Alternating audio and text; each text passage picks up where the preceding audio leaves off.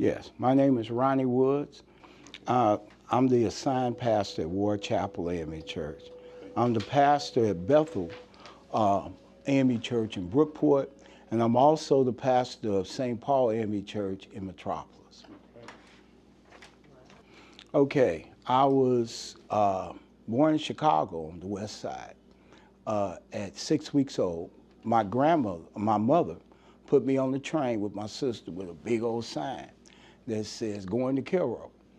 And I ended up in Cairo at 6 weeks old with my grandmother. And I stayed with my grandmother until I graduated from high school. And so I grew up on 19th Street, which is 2 blocks over from Ward Chapel. So I've been in Cairo since 1955.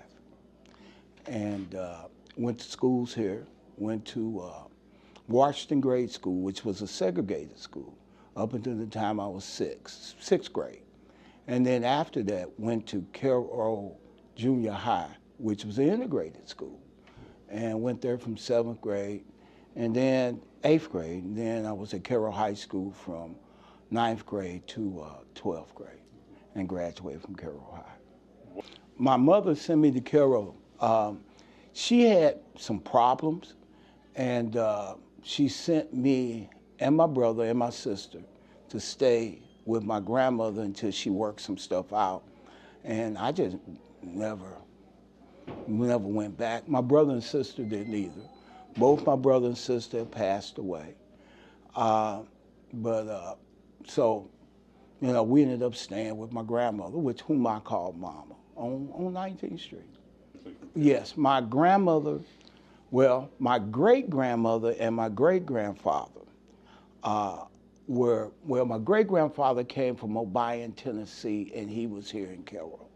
My great-grandmother stayed in Mound. She was a Thompson.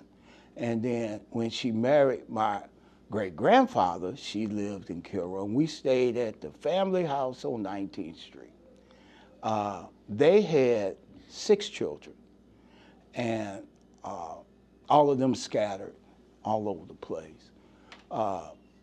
And a lot of them were very successful. My cousin Julian Phillips was anchor on Fox News for years, and he's now in Florida.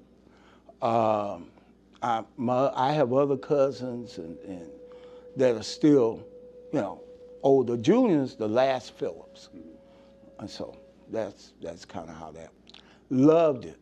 Loved growing up here. And I'm thankful that I was raised here. I'm thankful that I was in the neighborhood that I was in. Matter of fact, 2 of my present students' grandmother used to babysit me. So we, you know, my Cairo roots go deep. Early on, we were just a free little group of people, just ran around town and had a good time, and rode our bikes and played ball, and that was fine until about 1967. And in 67, when all the racial conflict came in, it changed things for us.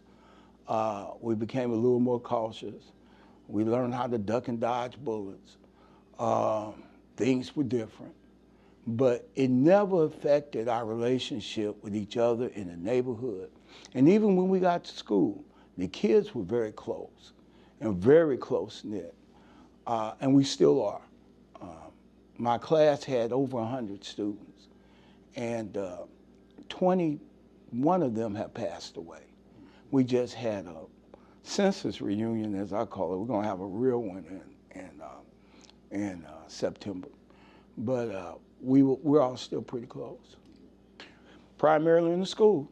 Primarily for us, it was primarily in the school, and primarily for athletics and growing up here. My teammates were culturally diverse. There is a news article from the Washington Post that was written about my relationship with Harry Lee Williams and Bruce Brinkmeyer. Bruce Brinkmeyer was white, Harry Lee was black, I'm black, and they wrote an article about us. and our relation in this environment of Carroll. You can look it up. And so last night, Bruce passed away about 9 years ago. His son was with us last night, and my son, and we've kept this tradition. We would go Christmas shopping every year. This is the 42nd year that we've been Christmas shopping together. And it used to be just Bruce, Harry, Lee, and I. But now we've got his son, Jeremy, my son, Aaron, and Harry and I, and we take them out and we go Christmas shopping together. So that kind of tells you about diversity in the story. You mentioned the change. Robin Hunt was hanged in the jail in 1967. When that happened, there were always the undercurrent forces of civil rights and civil rights change. Now let me go to be, I'm gonna turn my hat and become the pastor of Ward Chapel. Okay. I grew up in Ward Chapel, AMCE Church. And before he walked across the Edmund Pettus Bridge, John Lewis taught a class in the basement of Ward Chapel. Okay.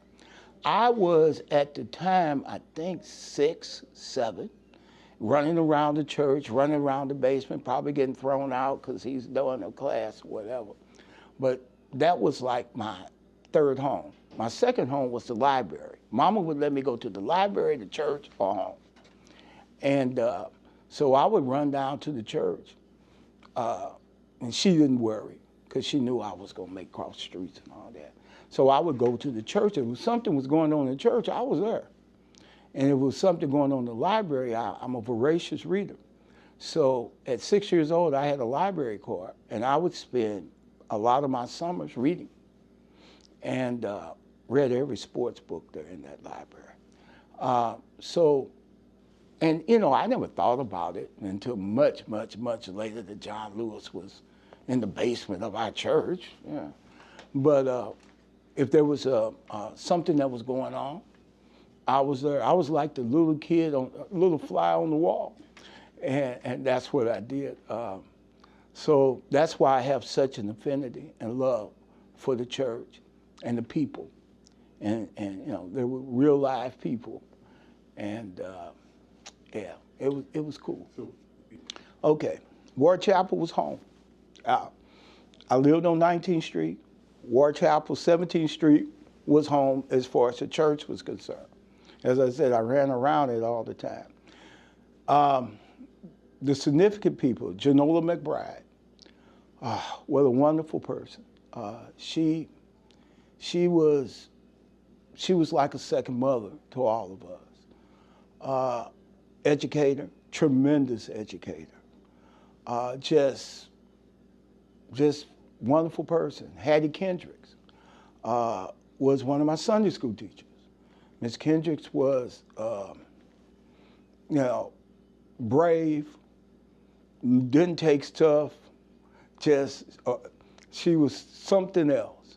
And as I got to pastor over the years, she was 101 when she passed, and she was blind and couldn't hear. But I would go visit her in the nursing home, and I would write in her hand, and she knew that I was there, and spent many, many, many evenings with Miss Kendrick.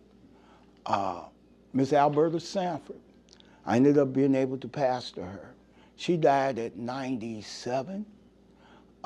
She was one of the members that when you go and I give you a tour of Ward Chapel, she was the one that talked about when the church burned down and the women scraped the bricks, that was Miss Sanford, and the men rebuilt the church. These were all people that I ended up pastoring because of their influence and their pushing and all that. And there were just so many of them. I see them, but probably.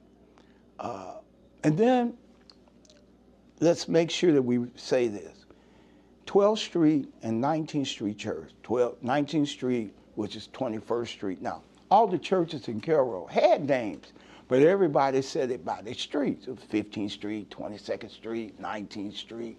That was kind of how we designated. Miss there were members in 12th Street Church that were just as significant as the members at Ward Chapel. We did everything together. The members at 19th Street, 12th Street, 17th Street, which is Ward Chapel, 22nd Street, which is Morning Star, Free Will Baptist Church. All these churches, and I'm missing 2 or 3, all these churches did everything together. If there was a play, if there was a program, if there was a singing, and on Sunday nights, I went to BTU. I went to Baptist Christian Training. I went to BTU. We all did everything together.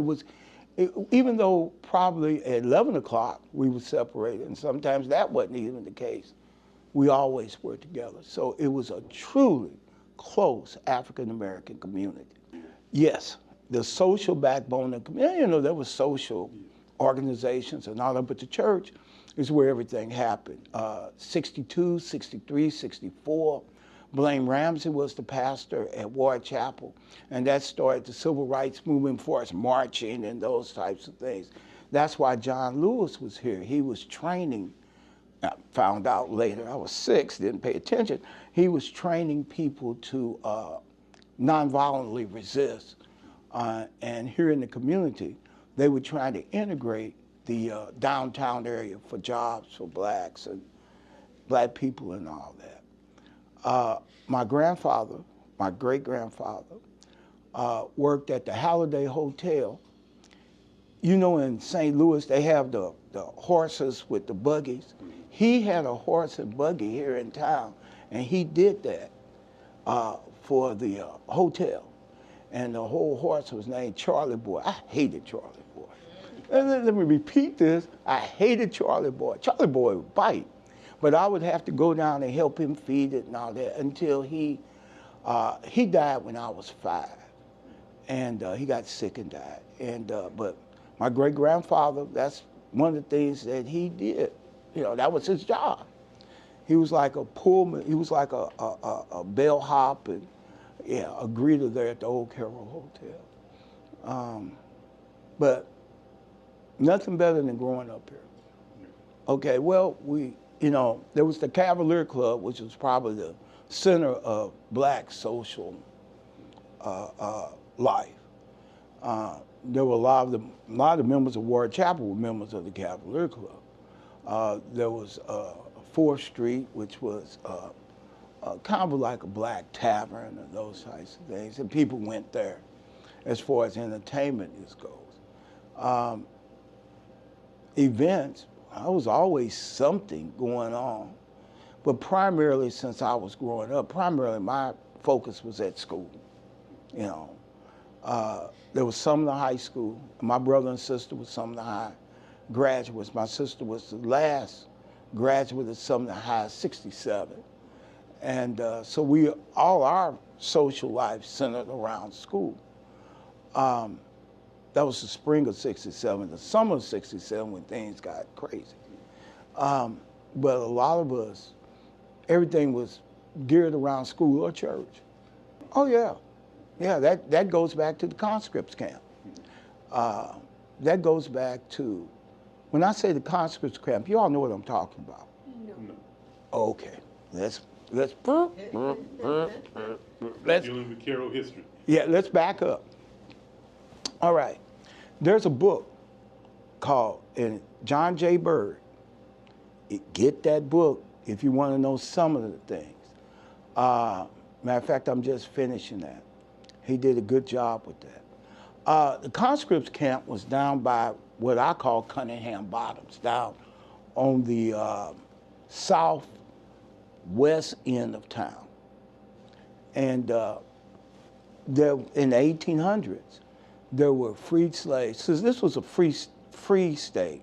However, if you go to Harrisburg and you go to the old slave house, how did they have slaves and people being bred? How did they have all that at the old slave house? I passed it in Harrisburg. I passed it in Cary Mills, and I passed it in Marion for a time. So how could you do that? Well, anyway, there were the conscripts camp, and Don will tell you a lot about this too. Those people lived in the conscripts camp. They did not want them integrated really into the community. So they were placed, you know, in the concert, but there was a significant amount of them. According to Etar, there was like 2,000 black folks that was here, that was slaves, ex-slaves, freemen, that were here in Cairo in the free states. But you've got a slave state in Kentucky, a slave state in Missouri, a slave state in Tennessee. So these people bottlenecked here. Matter of fact, they had the second largest black population next to Chicago. So with that, you had all the community that was involved with, you know, that sense of community sprung from those relationships that eventually you couldn't contain these people. They had to go somewhere. If they stayed in Cairo, then they slowly but surely spread out throughout the community.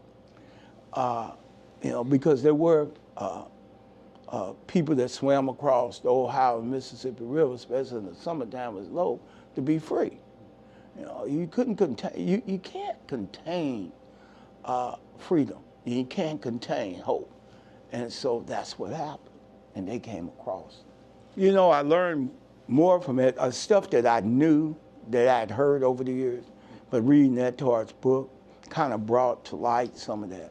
That there was always this racial component in the community that was even there when we were growing up. You know, white Southern community. You know, at the top of the Cairo Evening Citizen, it said, where Southern hospitality met Northern enterprise. That is a juxtaposed concept. That was Southern living. You know, you look at the big houses and all that, versus a conscripts camp with a bunch of ex-slaves and slaves. Now, that's a recipe for something, and you know, a sociological something that was conflictual. So, all right, my daughter is in Chicago, so she's not around. My son is the tutor, math tutor for Shawnee College. And he came home because my wife had cancer. So he's trying to take care of us because he said we're old people. My granddaughter's in Chicago. So my daughter left and went north. I did not raise my family in Cairo. I raised my family where I live in AMCE. I live about 20 miles from, but I'm here every day. Most people think I'm here. Okay, I live here, but I don't. How it impacted my family. My wife was the executive director of the women's shelter, so it impacted her. She was here, and she also had a 24-hour shelter in Metropolis, 24-hour shelter here. She was over Pope Hardin. Can you imagine this? Pope Hardin Union. Alexander and Pulaski County is giving services for battered and abused women. Here I am pastoring in Metropolis and all these other places in Brookport and here. And at the same time, I coached football here for 20 plus years and put Cairo Meridian together. We played football together for all these years. For 20 years, we played football together, two rival schools. And we did that for 20 years, ended up with a Cairo Meridian Booster Club. So we were able to do some things that were unique. That's why Mark Kiesling was always after the Coach Woods side of me. But it impacted my family because we were here. You know, we're Cairo people, so we were here. We love the community. My hope is that Cairo will come back and be a thriving community. My hope is that people will return to the community. You know, we're talking 20,000 people in the six. We're talking Ward Chapel having 600 members and not having any now. All of them died. The people that were about something left. And they went for opportunities. They went to where those children, and they're now grandchildren and great-grandchildren went to the city to make sure they could make a living. And you couldn't blame them. They, very successful people. And so they left the community in order to do something. And you should ask, well, why did you stay? I was fine, and Janine was fine being of service. Uh, my hope for Carol is that it grows. It grows not only spiritually, financially, physically, but also gets the spirit back of community that we once had, that I don't think we have right now. I think that we're a wounded community in a lot of ways. I think things that have happened here has traumatized the people. If you look at traumatic events of around, like just children with traumatized children, this is a traumatized community. A lot of things have happened here that have impacted this community. Some people say it's a ghost town. It's not a ghost town, not even close. But those are people that are trying to capitalize on its pain. And it's just painful. We're not the only ones in the country that has seen trauma happen to its community. But this community reeks of pain. And sadly, you see the result. Yeah, so we, over the years, people have had many efforts in trying to get the community back together. And when I say back together, marching as one accord. I'm going to quote that Bird book since I just read it. At the time, in order to get schools, the black Republicans, at that time, I called it the Republican Club, was very influential here in the community. And they're the ones that promoted a guy that was white to run for school board.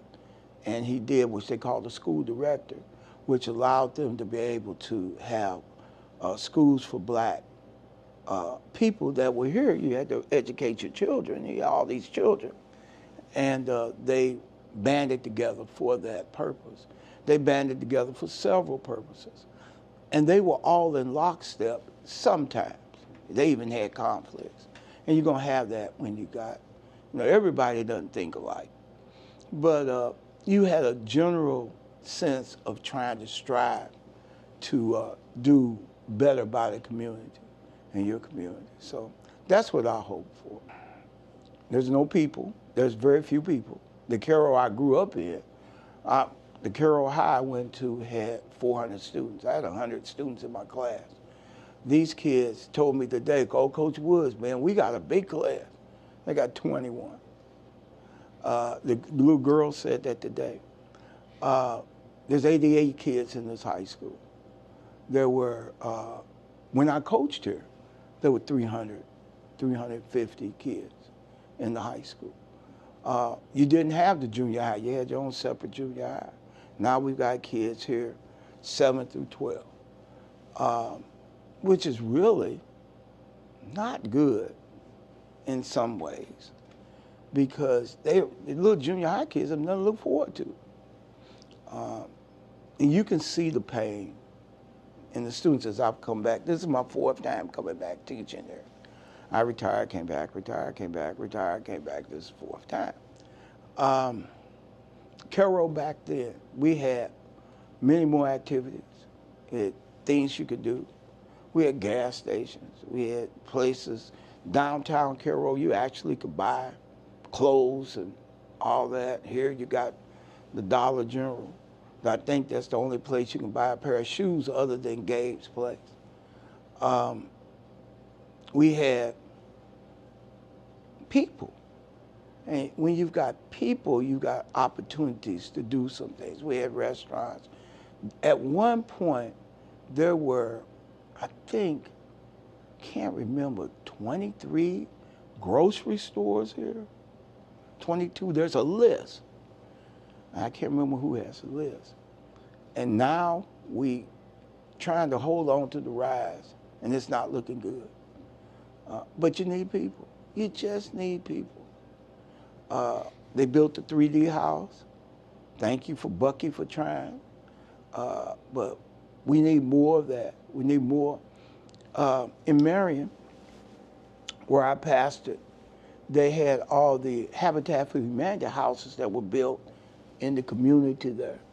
And this was the first house built, I think, since the 80s, 70s, 80s, this 3D house. So we need so much more. There's more getting torn down than it is being built up. Another painful thing is the high-rise being torn down.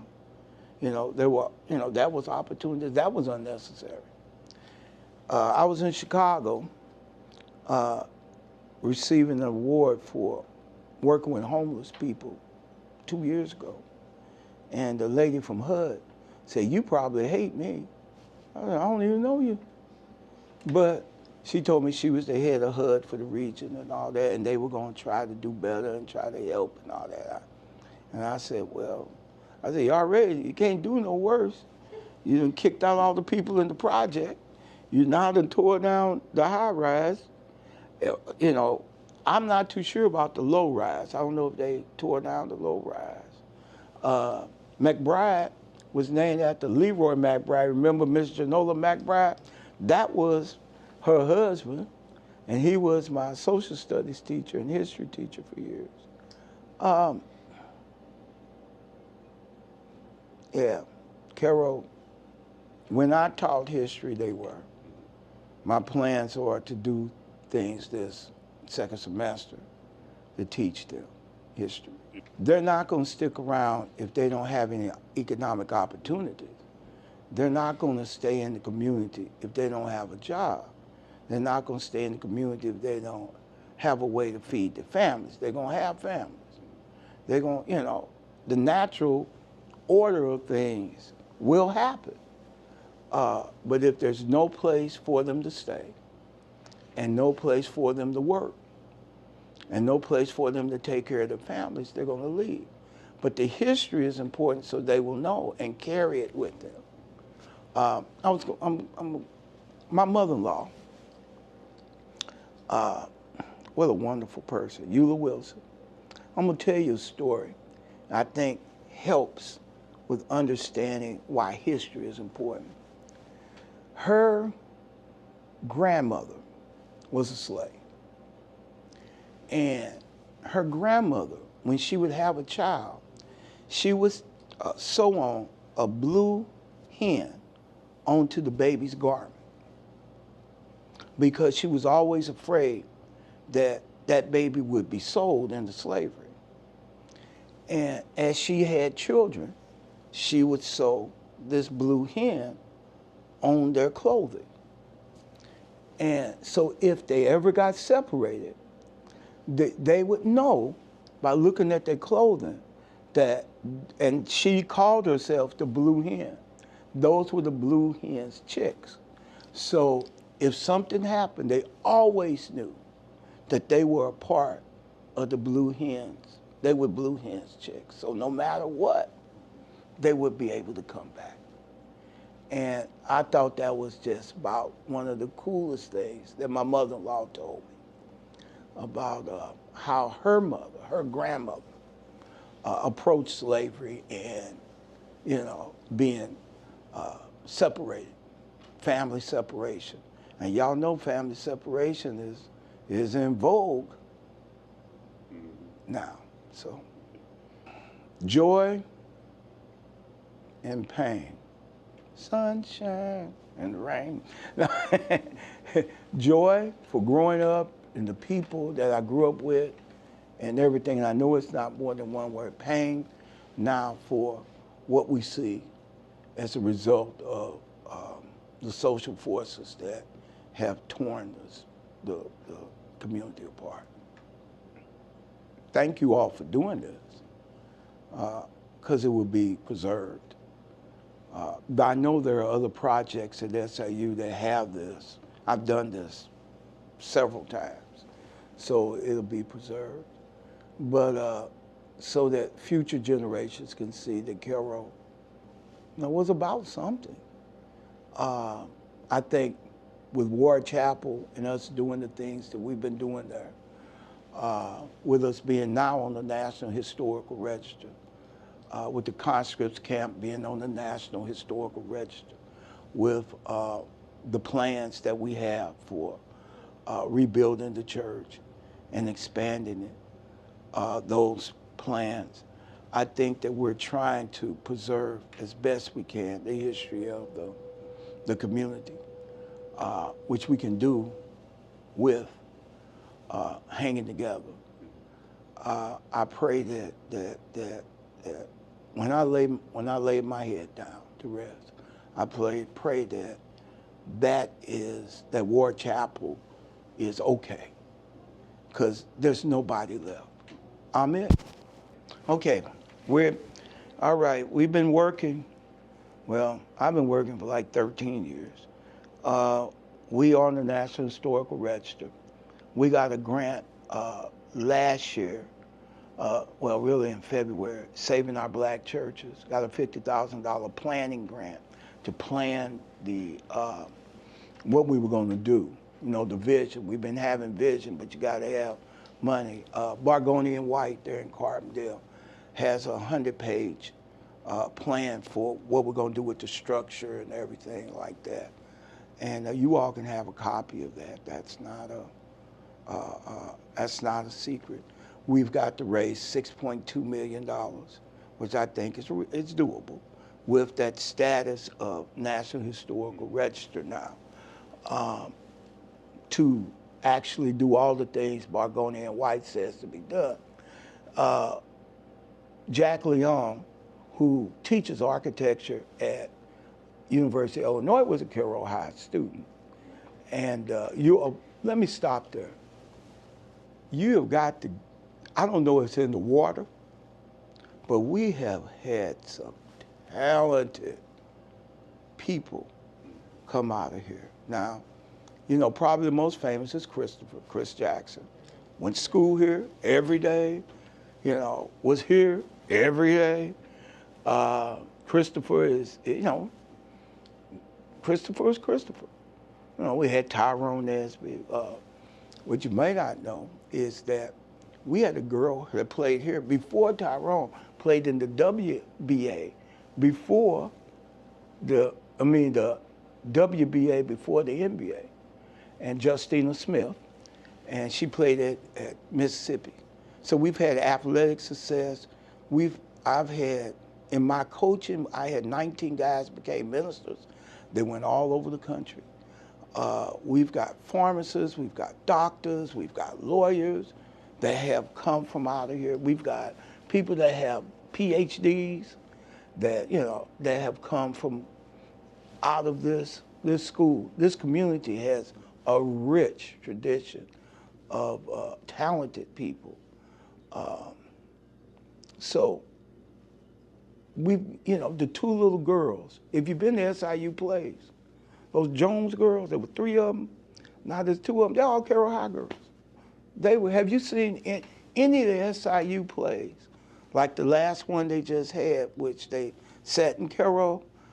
Those 2, Malia and her sister Israel, those are Carroll High girls. I had them in class 3 or 4 years ago. Talented. The mother came and sung. Carroll lady, talented. Recording artists, Larry, the Phonics, you know, they were here since the 70s, recording artists, banded, you know, always have had talented people in this community, tremendously, and have been successful all over. So, you know, we're trying to highlight that too. I'm working hard on that. And I don't want to see that lost. Okay, Hattie Kendricks. Y'all know the Hattie Kendricks story? Yeah. No. Okay, I'm full of these. Hattie Kendricks was a teacher here at Carroll. She was a Ward Chapel member. Remember, I mentioned her. White teachers were paid more than black teachers here in the community. Hattie Kendricks brought a lawsuit against the Carroll School District. I told you she was feisty. Ms. Kendrick was very feisty. She brought a lawsuit against the Carroll School District for unequal pay. The attorney that came and did the case was Thurgood Marshall. Okay, let's go here. Thurgood Marshall's grandfather was in the conscripts camp. Okay, ended up moving out east. His dad was born out east. You know, then they went to, I think, Georgetown Law. But he came back here and did that case before Brown versus the Board of Education. All right. Okay, let's go here. Ooh, okay. Y'all seen Hidden Figures? Yeah. I've seen the figures. The lady that did the, remember there was the lady, not Catherine, but the lady that did the computers. She was the one that did the computers. Her first job was teaching in TAMS. Yes, I remember that. Yes, if you read the Hidden Figures book, you saw her first job was teaching in TAMS. I wrote about that. And then Miss Monette Vaughn was like the headmaster teacher there. And then you just take the Vaughns and look, you go to SIU basketball games, look up on the thing, and there's Chico, who lived here for years and years and years. His wife, June, she was a year older than me. I coached Justin. But you go there and look at Chico. Chico's still the all-time leading scorer at SIU. He's the all-time leading scorer in the state of Illinois. You know, and Chico didn't think one bit about any of it. His brother Junior, who still stays in touch. Do you know Junior? Y'all don't know Junior? Junior Vaughn is the last of the Vaughns. He went to Oral Roberts. He's in the Hall of Fame at Southeastern for basketball. He went to Oral Roberts. He graduated from Oral Roberts. Oral Roberts used to give him his shoes because Milton said they had the same shoe size. But to say this about this area and the people, he's walking. Oral Roberts played in the NIT. At that time, the NIT was a big deal. It's not like it is now. It was 16 NCAA, 16 NIT teams. He's at Madison Square Garden because Oral Roberts is playing in the NIT semifinals. Here, he's walking down the street in front of Madison Square Garden. He said, that look like Chico. He's going, Chico.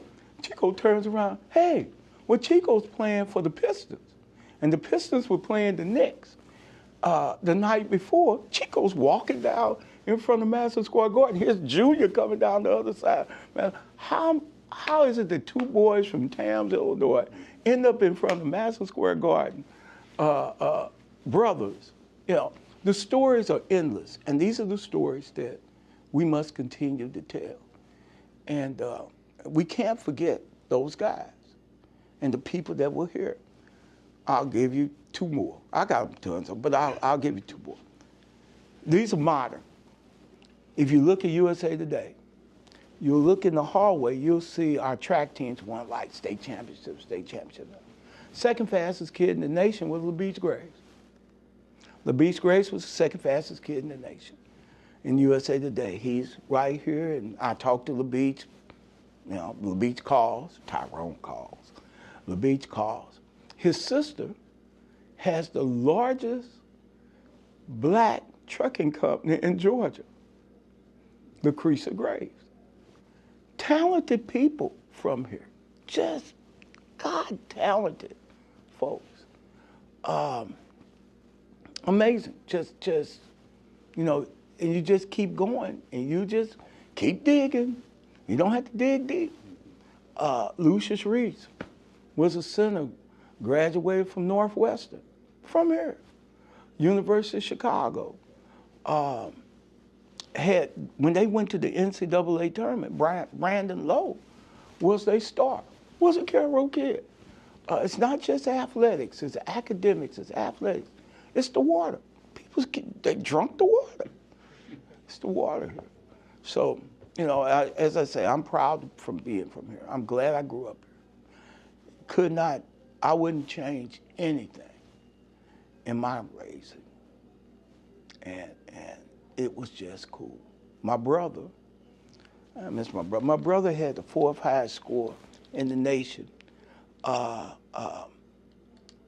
it's the ACT, and brilliant, but he got drafted and went on to, he was at SIU, and he went on to the military and became a colonel in the military.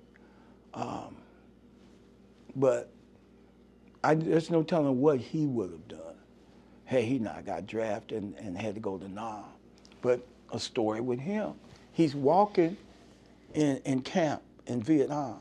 He looks up and says, Ronald White? Ronald White says, hey, Roy, what are you doing here?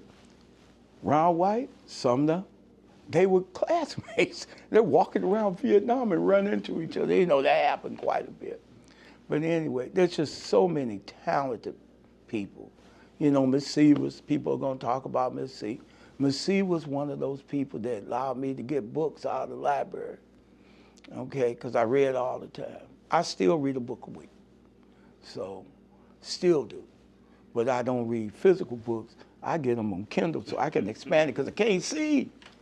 But I hope I haven't bored you. Let's talk about the Whiteheads. Let me give you a story about that. We're playing ball. Here we come up. The football field was here. I lived on 19th Street by the library, so you know that's kind of a distance to walk and those types of things. We would walk home from practice, and these guys would be in these white hard hats all over the community as we would go home from practice. You know, we practice, we go home 5:30. You know, in the fall, it wasn't too bad, but it started getting dark when we started playing basketball, and the gym was at the 24th Street.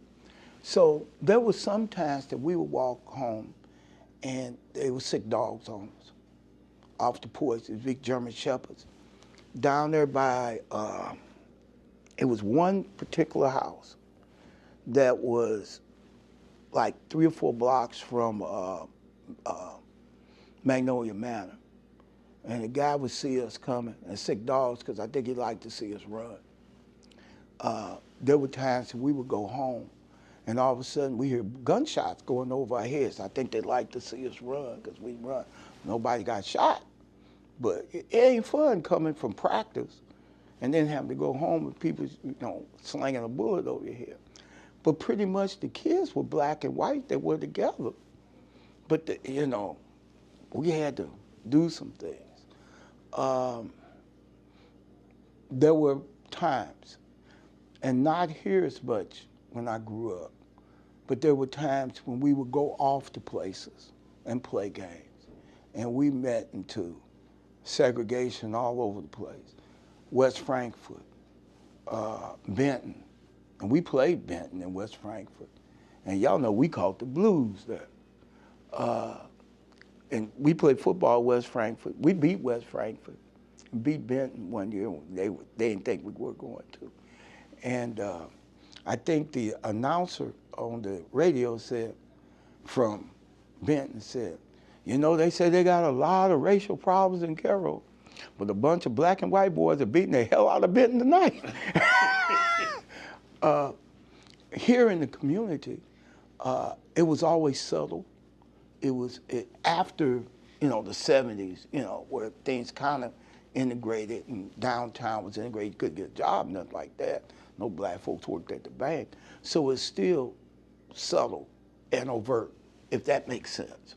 That, you know, you saw the impact of segregation, but you were, quote, sort of accepted. I'm gonna tell a story of Larry Wood, Coach Wood, my guy. One night, when it was in the spring, it was his senior year, my junior year, we just decided as a group of kids that we were just gonna go through town. We stayed out to about 11 o'clock, 12 o'clock, and there was a place, there was a restaurant downtown across from where now the bank is, but that was the old Carroll Hotel.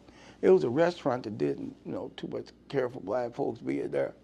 So we lined up as a group, walked in the thing and said, hey, hi to the man, and just walked right out.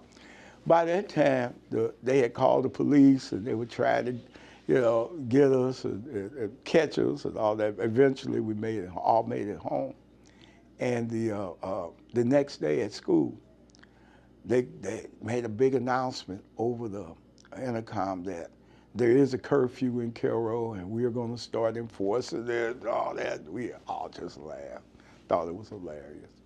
But you just saw the subtle but overt. It was here, but it was also all around you. If you look at the Southern Christian Leadership website, there were, KKK meetings on the levee. There were KKK meetings out in the community. And I'm still, I know that there are some interesting folks over in Metropolis where I pastor. So, now that's present, but it was always there. All right. They say, obviously we weren't invited,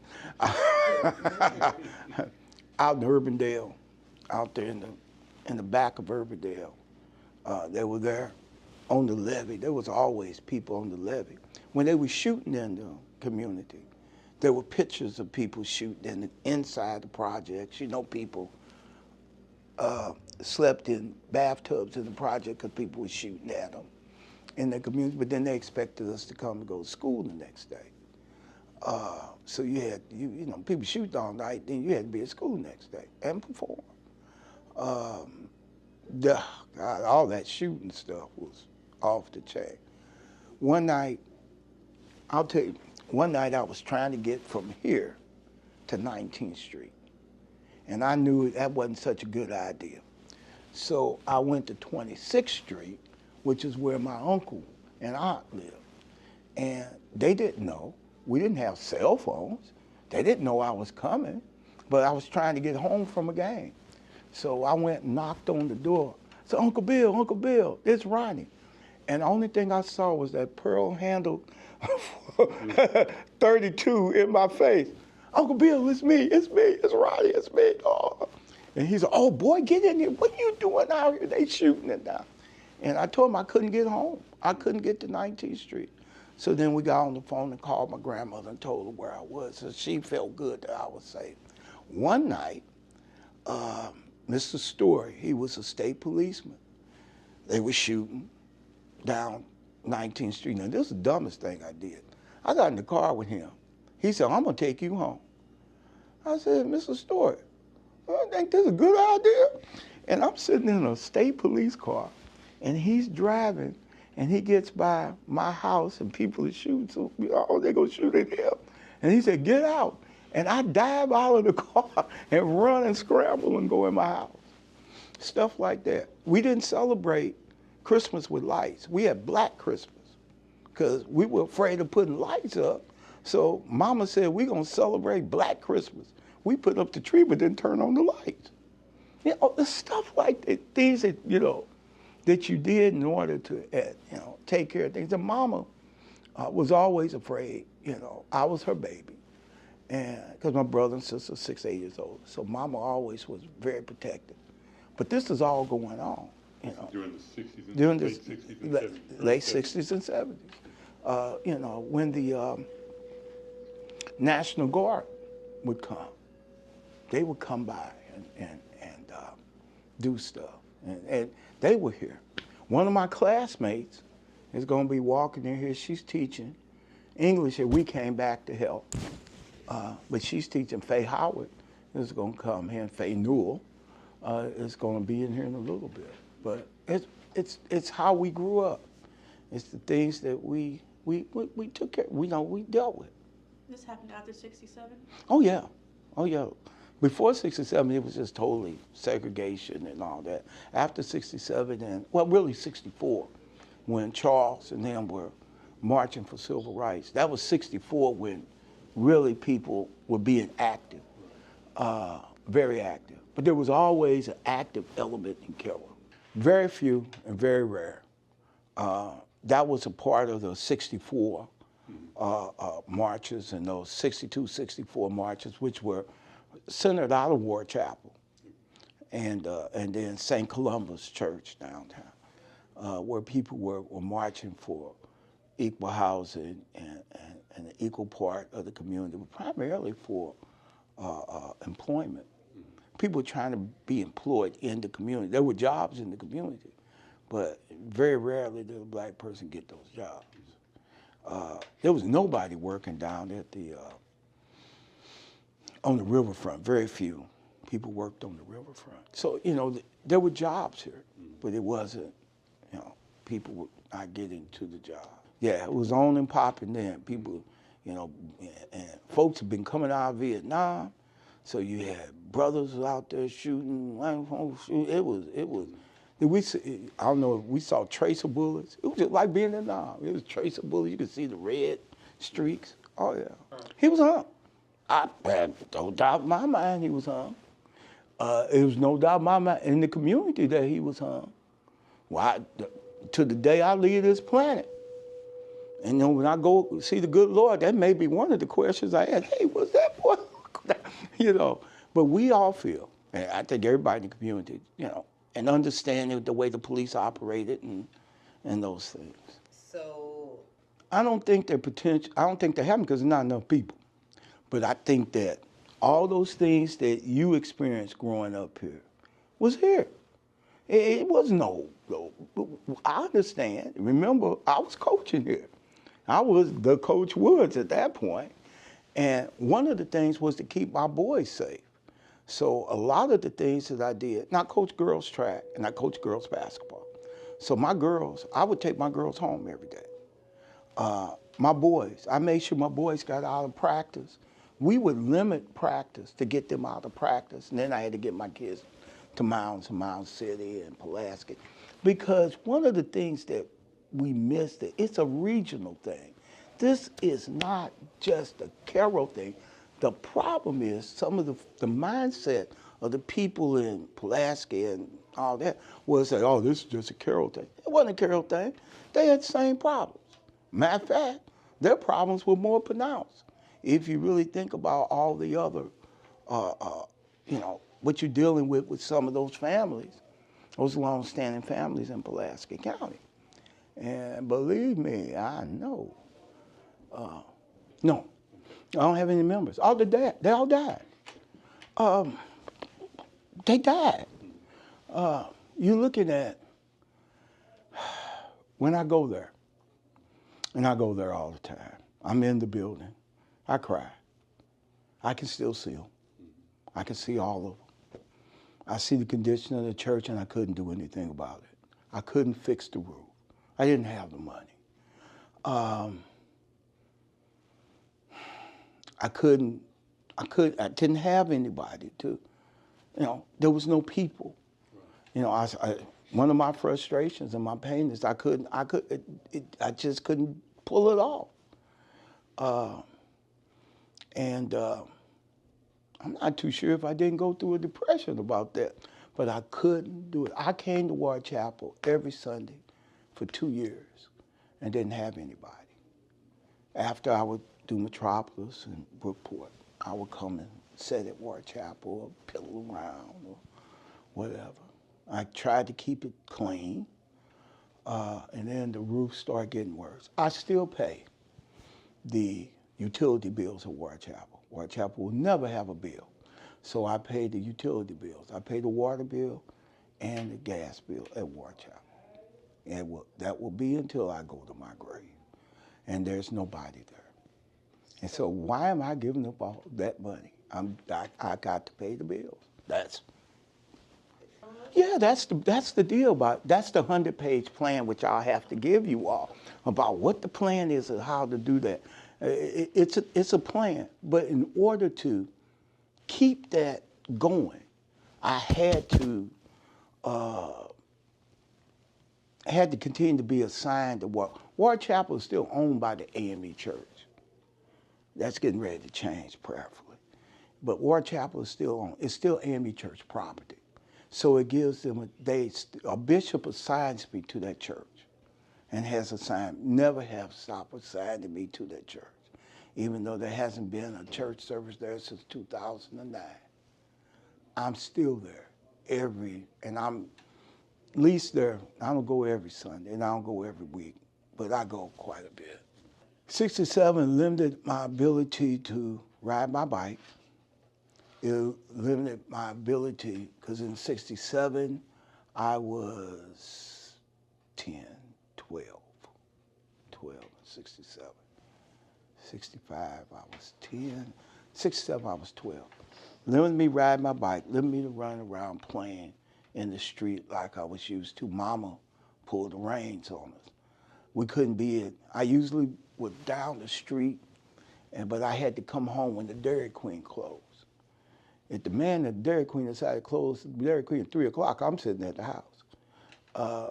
So Mama became more afraid, so I had less freedom. And that's what it did to me personally. I could go to the library. I was going to the library at 6, across 2 streets, the library. I could go to Ward Chapel.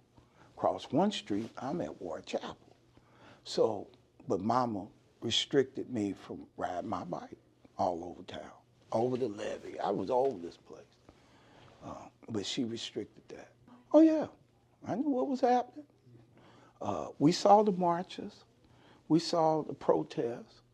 Oh yeah, there was opinions. You know, when the boycotts happened for downtown, you know, it caused a hardship because you had to be able to get out of town or go certain places to get stuff. And it restricted you. We didn't have much money anyway. So, you know, buying stuff was not, you know, we went to the Wonder Market, which was across the street, as far as food was concerned. But it restricted, you know, what you could do. Or you couldn't go down to J.J. Blum's and get some clothes, you know, because, you know, it was not that. 64, Ward Chapel was it.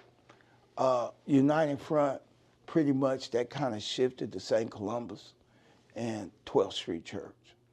Ward Chapel, at that time, was a little more conservative than with Charles. And Charles was a member of Ward Chapel, then he left. They were a little more conservative in their approach. They were more nonviolent in their approach. No less confrontational, but a different path. When Reverend Ramsey had to leave, they got Reverend Ramsey out of town because they thought they were going to blow up Ward Chapel like they did down in, yeah. And the men would stand in the church with the guns. That's when Mama wouldn't let me go in for a while. But I could go to Sunday school and stuff, but you know, I used to go to church all the time. I played hide go seek in that church. I was everywhere. Church was like a second home, but we was restricted then during that time. That was 64, 62, 63, 64, 65 when that was going on. But, oh yeah, interesting. Oh, well, you know, my brother and sister, they had more of a problem. Okay, let me say this. My traumas I saw that was subtle. I had more trauma when I went to college than I did here. When I went to Naperville. I went to college at North Central College in Naperville. Okay. And I left from here to Naperville, which was really kind of a cultural transaction. And I played ball, I played football there and baseball.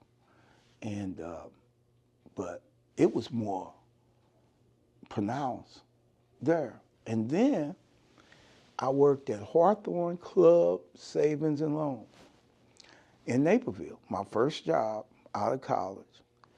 Their main office was in Cicero. So I used to have to go to Cicero to do things. And that was as racially segregated as you want to get. You know, Martin Luther King didn't march through Cicero. And that was a whole nother ball. My life has been interesting. That was a whole nother ball game. So I had less trauma here, but it was there than I did when I was in college, because I was insulated with all my family and friends and church and all that. So and we were just rolling, and the community then was shrinking. The white people were playing white flight, and they were leaving. They were stroking out of here. So stuff started deteriorating, and when it started deteriorating, and the white kids that we went to school with, we were tight. So, and then their parents, they start, rising up. I tell you, I remember the white kids, they took out of Carroll Junior High and high school and started Camelot. Those kids didn't want to go there. They didn't need to leave us, but they did, because they had to. Their folks made them. They went to St. Mary's over in Paducah. The Catholic kids went to St. Mary's and over in Paducah. They didn't want to leave us, and they didn't leave us, really. They were there, but they did that. Fascinating. And so we had a reunion. We invited all of them back, because they really were a part of us, but they were forced to go. I tell you who was more resentful of that, though, was the white kids that was with us. Isn't that interesting? They were more angry about them leaving than we were. I don't know what that says, but I have one friend I love dearly that is still mad. He said, that wasn't right. That just wasn't right. And he's still a white guy. He's still mad. Still mad to this day. I said, man, we 70 years old. Let it go. Let it go. But he ain't letting that go. Oh, God. There are so many. Growing up, coaching was a joy. All my kids, all my boys. Coaching was just a joy. Lot of love between us. Putting Carol and Marie together, which was really, except for the birth of my children, that's the greatest thing God has ever let me do. Because you got to understand, this is an ultimate rivalry. But we played together for all those years. Never had a fight. Never had a problem. But my boys and my girls that I coached, my joy. Now that was great joy. Growing up, church, Miss Mack, all those older people, Miss Sanford, my joy was them. And then coming back in 1981, I did my first sermon, because I didn't want to do this. I didn't want to be a preacher. Okay, this was not in the game plan. And Miss Mack comes to me and said, Ronnie, the pastor's wife died, and he was very old, and they're going to come and get him, his children take him. Said, and it's Christmas. Will you deliver the message for Christmas? So Miss Mack, I don't know if I should be doing this. And she says, Ronnie, you can do it. Will you deliver the message for Christmas? I never said no to Miss Mack. I can say this sitting here. I never, ever said no. I said, okay, Miss Mack, I'll try. So I gave the message. The congregation, which was about 60, maybe 70 people, said, well, why don't you give the message for New Year's? I said, uh-oh, I'm in trouble. And so I didn't stop until 92, every Sunday for all those years. And I was not ordained.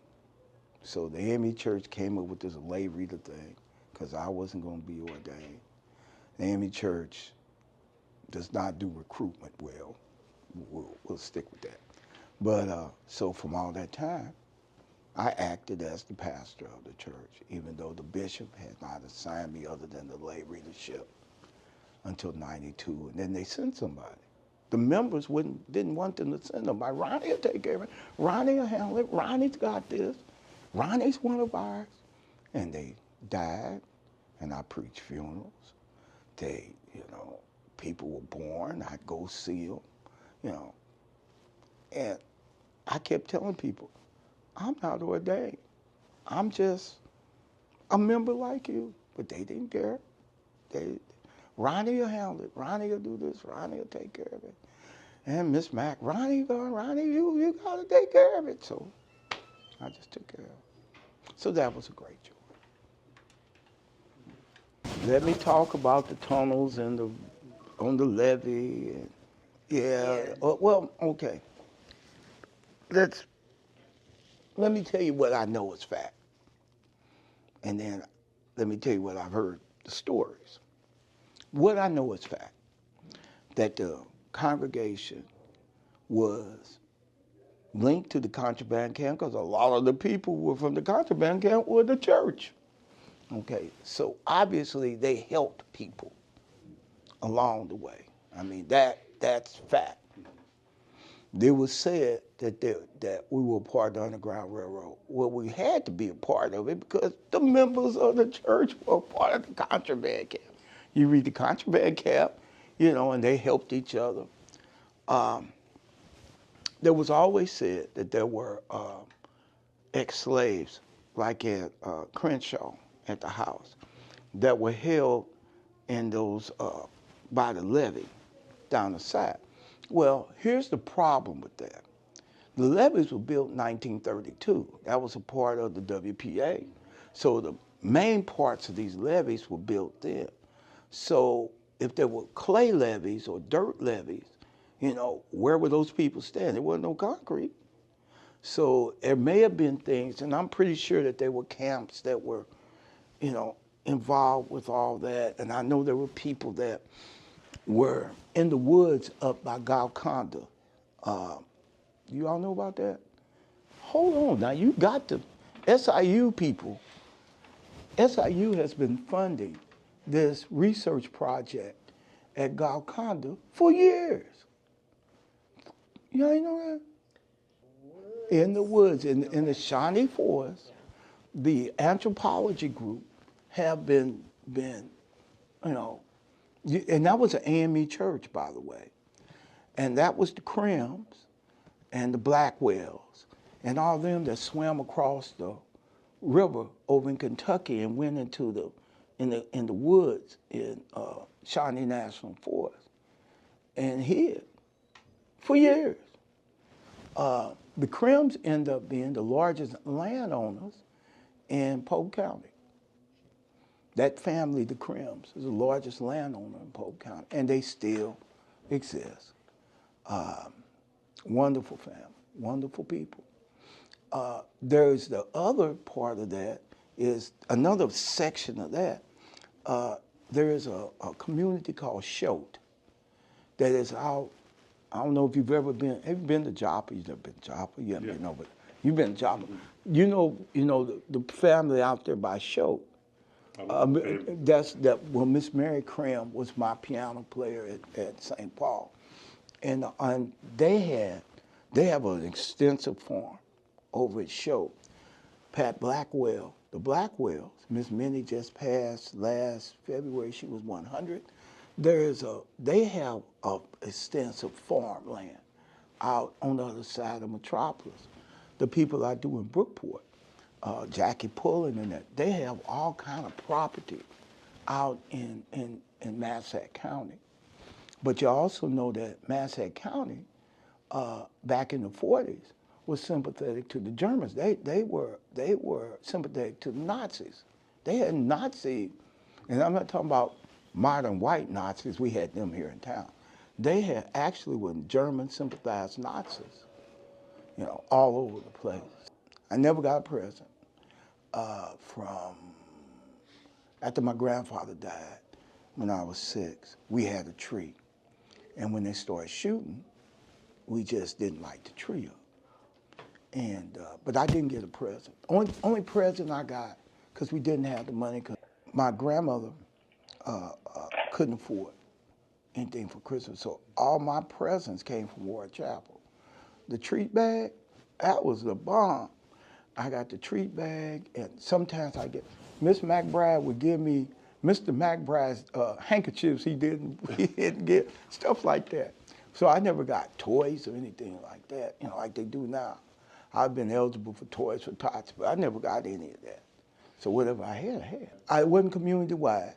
I think the people had Christmas trees up, lit up. We wasn't gonna do it because we didn't want to get shot.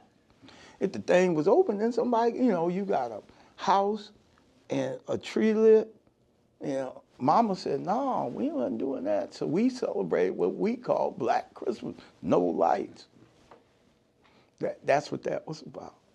That was my grandmother. Mama said, no, man, Ronnie, we're not gonna do that. I said, Mama, can we light the Christmas tree this year? No, we celebrating Black Christmas again. Mama, you had to meet Mama. I've got pictures. She had to meet my grandmother. God, she was the lady that cleaned Rosenberg's store, and that was her job. And she did that for a number of years, and until my grandfather and father died. 1 week after each other. My great-grandfather died on a Saturday. Her husband, my grandfather, died the next Saturday. He was supposed to preach the funeral of my grandfather, and he died before he could do it. And so Mama kind of, you know, I had to step up, and I was 61, so I was 6. And Mama went through depression. Barbara was about gone. My brother was gone. And I just had to take care of Mama, because she lost her dad and her husband in 1 week. And so, but she pulled out of it. It was hard. It was hard. But you would have liked her. She could cook.